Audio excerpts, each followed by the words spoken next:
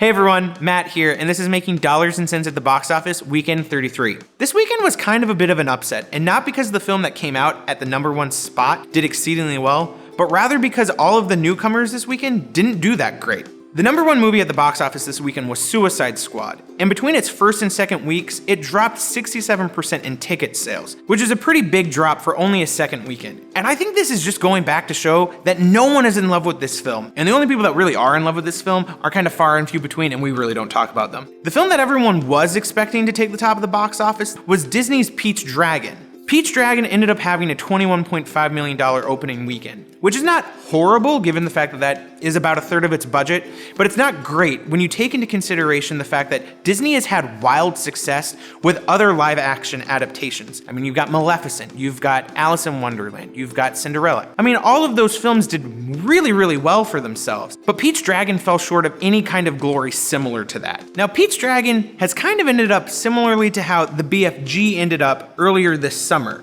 Not really living up to the expectations that many had set for it, not really connecting well with its target audience. I haven't seen Pete's Dragon just yet, but I am excited to go see it, despite its lackluster performance opening weekend. Reviews have been mixed to positive, and the biggest complaint that I've heard is that the script isn't super strong, and Karl Urban's performance is really over the top, which from all of the trailers I've seen comes as no surprise because it was really reminiscent of Hugh Jackman's performance in Chappie.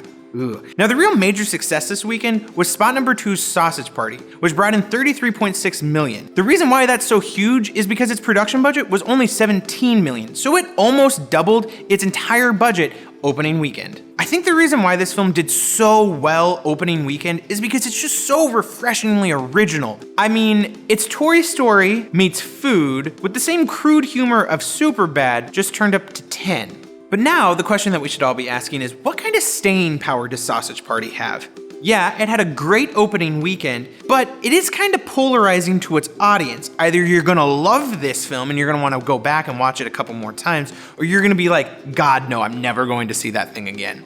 You have learned the terrible truth. I gotta tell everyone. So it's kind of hard to say how it's gonna perform in its second weekend. But honestly, the film has done terrifically well already. So really, whatever happens after this point is just a cherry on top.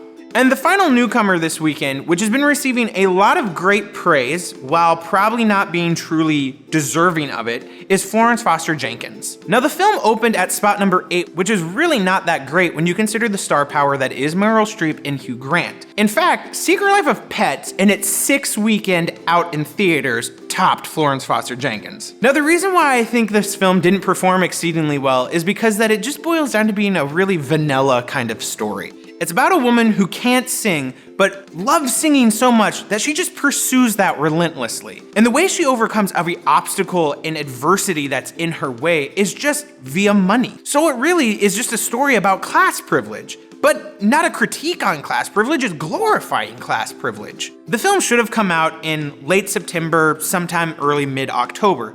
Not in Oscar season, because it's not really a strong Oscar contender, but it kind of feels like a warm-up to the Oscars. And now, looking ahead to next weekend, we've got 3 pretty big newcomers. First up, we've got Ben-Hur, which is the umpteenth reboot this year. But this time it's featuring really obvious CGI and an English-accented Morgan Freeman. But those dreads though, those dreads. I'm not totally positive where this film is gonna land, but I know for myself, I am really sad to see it departing from the grandeur that was the 1959 Ben-Hur. We also have War Dogs premiering, which will probably do decently well. It's a great summer comedy that promises to be more than just cheap laughs. But the film I'm really excited about this weekend is Kubo and the Two Strings. It's a dark animated film that opens itself up from just being a regular family film to being a film that both family and artistic-minded audiences can appreciate. It looks so intriguing and so deep and so mesmerizing. I know that this is gonna be a film that definitely makes my favorites list for 2016. So all in all, we've got some great movies coming to theaters this weekend, and we've already got some great ones that are there if you haven't seen them yet. So, this weekend, go see a movie in cinemas so you can join the conversation. And we'll see you next week on Making Dollars and Cents.